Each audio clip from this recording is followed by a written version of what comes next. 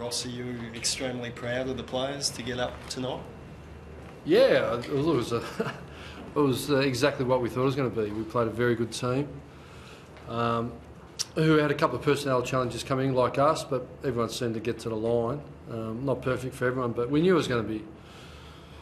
It's really important to win your first one and get some momentum. So we knew it was going to be on, and it was a pretty warm night, I think 29, 30 degrees on a big ground. So you're always a little bit anxious coming because your experience guides you through the summer and the preparation and minutes and all those things. But as you watch other games, a couple of blowouts, a couple come from behind. So it's a very that form line's not really strong. So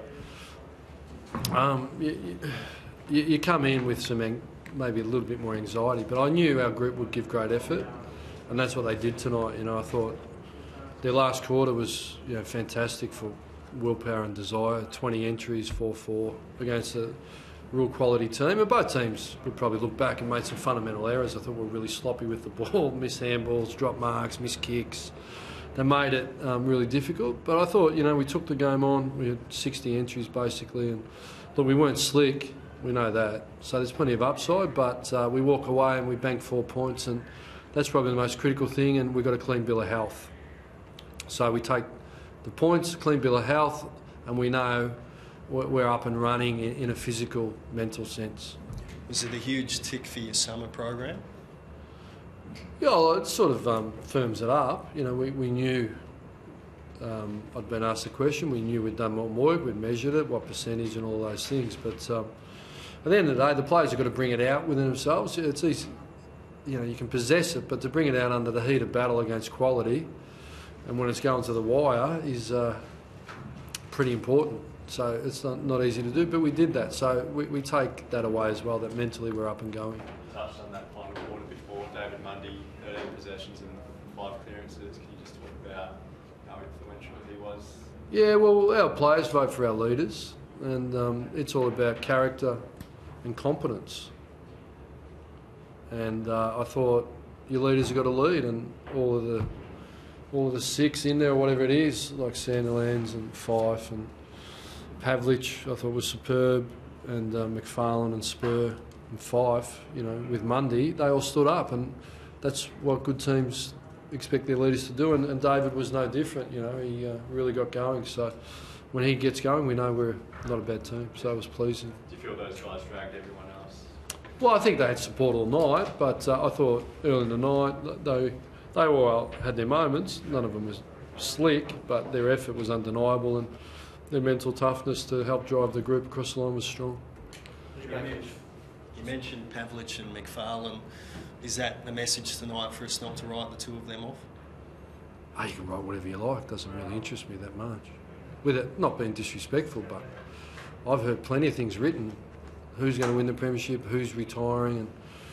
But they'll write their own story, and they've been written off before, written up before, written off. It's not that I don't care, but they've written their own story for a long time, and they'll continue to do it. And I think the landscape's changing, how long players play for. But I think you're accurate in that they're at the back end of it. Is it definitely the end this year? I don't want to speak for them. I think they've earned the right to. And that's probably the only thing I'd say to you guys. I know it's an ongoing storyline, but at some point they'll talk to you when it's appropriate.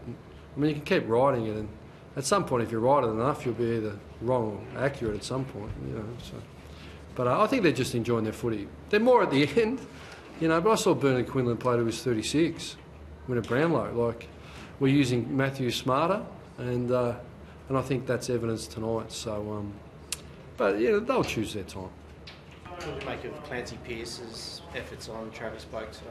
I thought Travis got on top in the last quarter, and Clancy would acknowledge that. So there's some great players out there, and Travis is one of them, and he's got great character. He never gave up, and he tried to get his team across the line. But I thought Clancy, new to the role, got a bit of ball himself and played on a very good play, so he'll learn from that.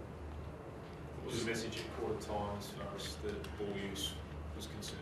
Yeah, we're just sloppy. I just thought we're going super quick, and it was helter skelter, and that's okay if you're hitting targets, but if you're not, you're getting counterpunch against quality. It was just a little bit of composure and do the basics really well, and then it was half time, just worked harder to have a forward structure in front of the ball. We just got disorganised a little bit, and That's why we didn't score as effectively. So we tried to work on those things.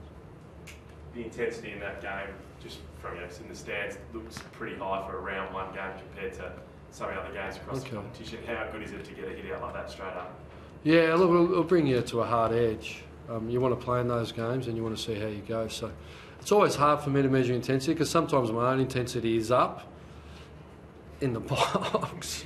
So you don't know whether it's yourself, and sometimes you lose the game. But yeah, there was bodies flying everywhere right to the end. There was, and the crowd's roaring. It's a unique environment. But yeah, I think it would be. We won the ball really well. We won the clearances really well. But to their credit, they had 73 tackles to our 40. So I thought our tackles weren't strong enough. But I thought, when we're winning the ball really well, if you don't tackle and pressure like they did, we're a lot more effective than we were. So, but at some point I said to the group, if you keep winning the ball, the tackles can't stick as much, and you're going to get a bit of space, so keep winning the ball. How did you view the contributions of those that came in on limited game time, like Ballantyne and Duffield? Ballantyne and Duffield, for example, yeah. Yeah, that's a good question. I'm not great at analysing everyone's performance. I thought Duffield's kicking was elite tonight.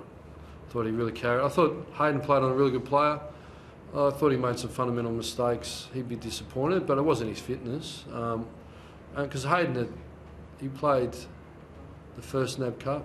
No, he played Melbourne. Sydney. He got up to Sydney, did it just in the third, just after half time. But he'd done every minute of summer, so we knew the guys we picked had done nearly every minute of summer. So we knew they could run.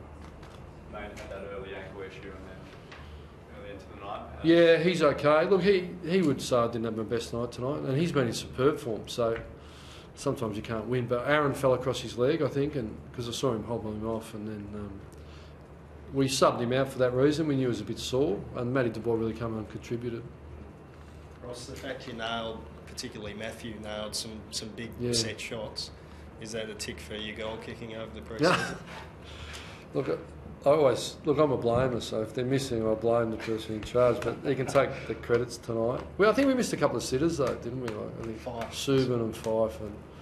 But Matthew, since I've been here, he kicks goals at clutch time, so he's a clutch goal kicker. So, and that's one of his great attributes. Thanks, guys.